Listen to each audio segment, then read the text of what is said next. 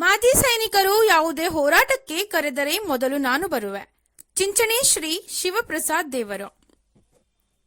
ಸೋಮವಾರರಂದು ನಡೆದ ಬೆಳಗಾವಿ ಜಿಲ್ಲೆಯ ಚಿಕ್ಕೋಡಿ ತಾಲೂಕಿನ ಕುಪ್ಪನವಾಡಿ ಗ್ರಾಮದ ಯೋಧ ಬಾಹುಬಲಿ ಸುಡ್ಗಾಡೆ ಅವರು ಭಾರತೀಯ ಸೇನೆಯಲ್ಲಿ 30 ವರ್ಷಗಳ ಕಾಲ ಸುದೀರ್ಘ ದೇಶ ಸೇವೆ ಸಲ್ಲಿಸಿ ನಿನ್ನೆ ಸೇವಾ ನಿವೃತ್ತಿ ಹೊಂದಿ ಮರಳಿ ಹುಟ್ಟೂರಿಗೆ ಆಗಮಿಸುತ್ತಿದ್ದಂತೆ ಗ್ರಾಮಸ್ಥರು ಅದ್ದೂರಿಯಾಗಿ ಸ್ವಾಗತ ಕೋರಿದರು.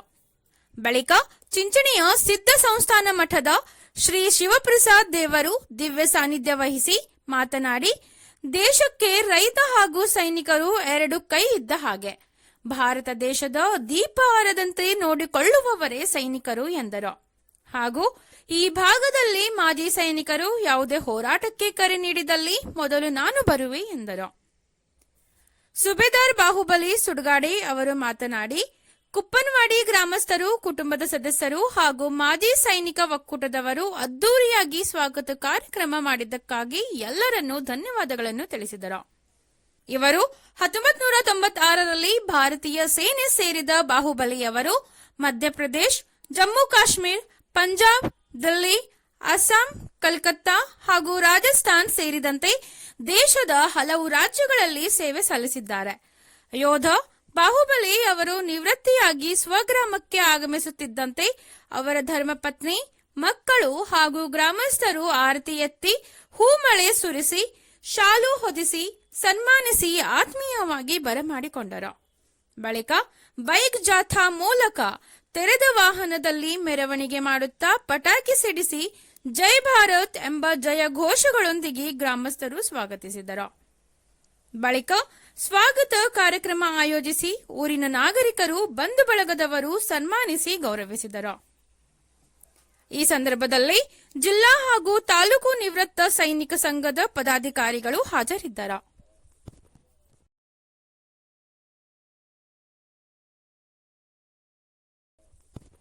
ಇಬ್ಬರಿಗೆ ಮಾತ್ರ ಆನಂದ ಆಗುತ್ತದೆ.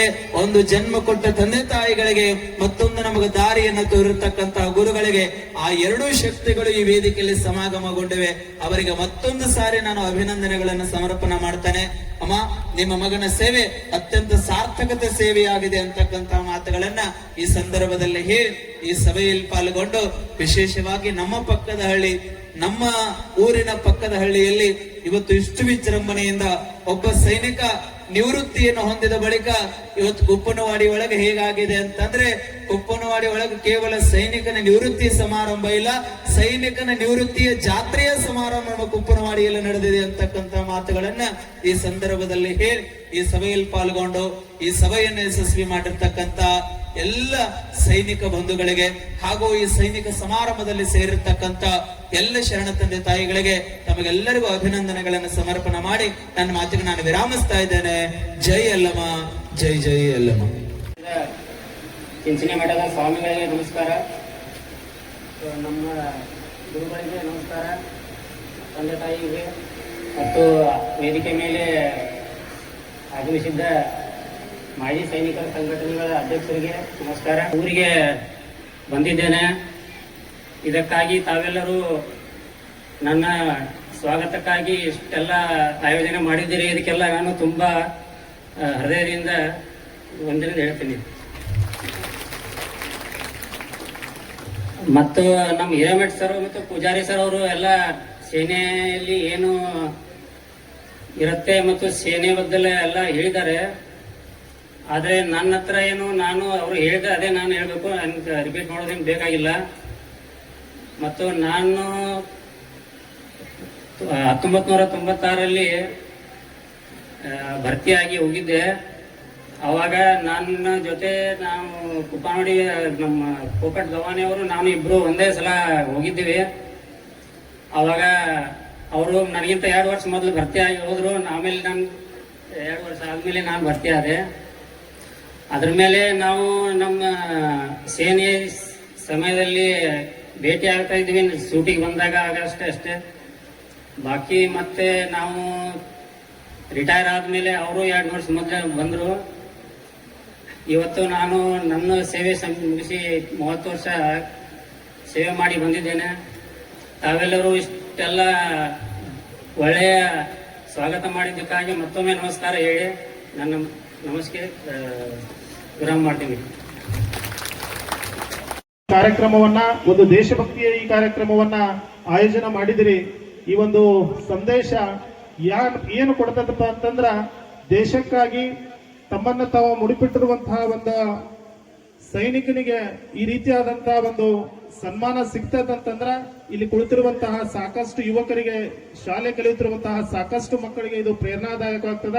ಆ ಮಕ್ಕಳಲ್ಲಿ ದೇಶಭಕ್ತಿ ಬೀಜವನ್ನ ಬಿತ್ತುವಂತ ಕೆಲಸವನ್ನ ಮಾಡ್ತದೆ ಅನ್ನುವಂತ ಮಾತನ್ನ ನಾನು ಹೇಳಕ್ ಇಷ್ಟಪಡ್ತೀನಿ. ಒಬ್ಬ ಯುವಕ, ಈಗಾಗಲೇ ನಮ್ಮ ಆರ್ ಹಿರೇಮಠ್ ಸರ್ ಅವರು ಸಾಕಷ್ಟು ಹೇಳಿದ್ದಾರೆ.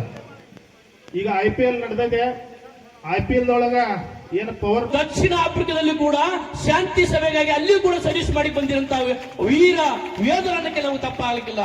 ಯಾಕಪ್ಪ ಅಂದ್ರೆ 30 ವರ್ಷ ಕಠಿಣ ಹೆಂಗಿತ್ತಪ್ಪ ಅಂದ್ರೆ, ನಾನು ಹೇಳ್ತಾ ಇದ್ದೆ ನಿಮ್ಗ, 18 ಗ್ರೆನೇಡಿಯರ್ಸ್ ಯಾವಾಗ ಕಾರ್ಗಿಲ್ ಯುದ್ಧ ಪ್ರಾರಂಭ ಆಯ್ತು, ಕಾರ್ಗಿಲ್ ಯುದ್ಧ ಪ್ರಾರಂಭ ಆದಾಗ ಇನ್ನೇನು ಬಟಾಲಿಕ ಡ್ರಾ ಸೆಕ್ಟರ್ ಎಲ್ಲಾ ಸೆಕ್ಟರ್ ಮೇಲೆ ಅಲ್ಲೆಲ್ಲ ಪಾಕಿಸ್ತಾನ ಕುತ್ಕೊಂಡ್ಬಿಟ್ಟಿದ್ರು. ಸಿನ್ನರಿಂದ ಲೇ ಲಡಾಖ್ ಹೋಗ್ಬೇಕಾಗಿತ್ತಪ್ಪ ಅಂದ್ರೆ ಒಂದೇ ಒಂದು ಹೈವೇ, 204 ಕಿಲೋಮೀಟರ್ 6 ಕಿಲೋಮೀಟರ್ ಅಂತ ಒಂದು ಹೈವೇ. ಮ್ಯಾಲೆ ಕುಂತಿದಂತ ಪಾಕಿಸ್ತಾನಿ ದ್ರೋಹಿಗಳಿಗೆ ನಾವು ಕೆಳಗೆ ಆರಾಮ್ಸೆ ಕಾಣ್ತಿದ್ವಿ. ಅವ್ರಿಗೆ ಅವ್ರನ್ನ ಮ್ಯಾಲೆ ಫೈರಿಂಗ್ ಮಾಡೋದು ಅವಶ್ಯಕ ಇಲ್ಲ, ಶೂಟ್ ಮಾಡೋದು ಅವಶ್ಯಕ ಇಲ್ಲ.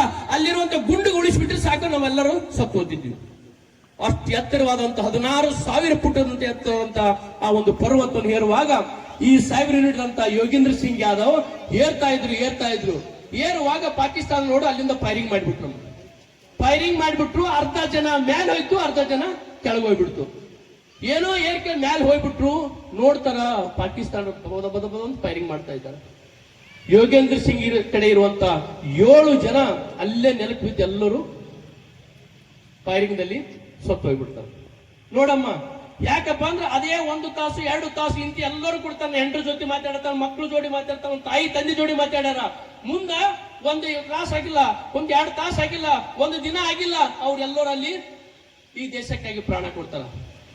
ಆಗ ಯೋಗೇಂದ್ರ ಸಿಂಗ್ನ ಮೇಲೆ ಎಷ್ಟು ಫೈರಿಂಗ್ ಆಗುತ್ತಮ್ಮ, 18 ಗುಂಡುಗಳು ಯೋಗೇಂದ್ರ ಸಿಂಗ್ ಮೇಲೆ ಇದೆಲ್ಲ ಹೋಗ್ಕೋತ, ಫುಲ್ ದೇಹ ತುಂಬ, ಕೈ ಮೇಲೆ, ಕಾಲಿಗೆ, ದೇಹಕ್ಕೆ ಎಲ್ಲ ಕಡೆ. ಆದ್ರೆ ಯೋಗೇಂದ್ರ ಸಿಂಗ್ ಹಣೆಬರ ಹೆಂಗಿತ್ತಪ್ಪ ಅಂದ್ರೆ, ಅವ ಕಿಸೆದಲ್ಲಿ 5 ರೂಪಾಯಿ ನಿಂತಂತ, 5 ರೂಪಾಯಿ ಕಾಯಿನಿಗೆ ಅದು ಬುಲೆಟ್ ಬಡ್ದಿದೆ, ಅದು ರಿವರ್ಸ್ ಆಗಿ ಬಿದ್ದಿದೆ. ಜೀವಿತ್ತಂತ ಇನ್ನು. ಅವಾಗ ಪಾಕಿಸ್ತಾನ ಬಂದವ್ರನ್ನೆಲ್ಲರನ್ನು ಒದ್ ನೋಡ್ತಾ ಇದ್ರಂತ, ಬದುಕ್ಯಾರ ಸತ್ತಾರಂತ, ಹಂಗೆ ಸುಮ್ಮನೆ ಮಾಡ್ಕೊಂಡಿದ್ರಂತ. ಕೈ ಪೂರಾ ಕಟ್ಟಾಗಿದೆ, ಕೈ ಬೆಲ್ಟ್ ಅಲ್ಲಿ ಕಟ್ಕೊಂಡಿದ್ರ ತಾವೇ ನೋಡ್ತಾ ಇದ್ರಂತ. ಕಣ್ಣು ತೆಗೆದು ಅವ್ರಿಗೆ ದೇವರೇ ಪರಮಾತ್ಮ ಸಾಕ್ಷಾತ್ ಬಂದು, ನೀನು ಈ ದೇಶಕ್ಕಾಗಿ ಏನಾದ್ರೂ ಮಾಡ್ಬೇಕಂತ ಅವ್ರು. ಯಾಕಂದ್ರೆ ಅವರು ಒಂದು ಮೀಡಿಯಾದಲ್ಲಿ ಹೇಳುವಾಗ ಅವರೇ ಹೇಳ್ಕೊಂಡ್ರ, ಫೈಟ್ ಮಾಡುವಾಗ, ನೀನು ಈ ದೇಶಕ್ಕಾಗಿ ಏನಾದ್ರೂ ನೀನು ಸಾಧನೆ ಮಾಡ್ಬೇಕಂದಾಗ ಇನ್ನೇನು ಪಾಕಿಸ್ತಾನ ಎಲ್ಲರೂ ಸತ್ರ ಅಂತ ಹೇಳಿ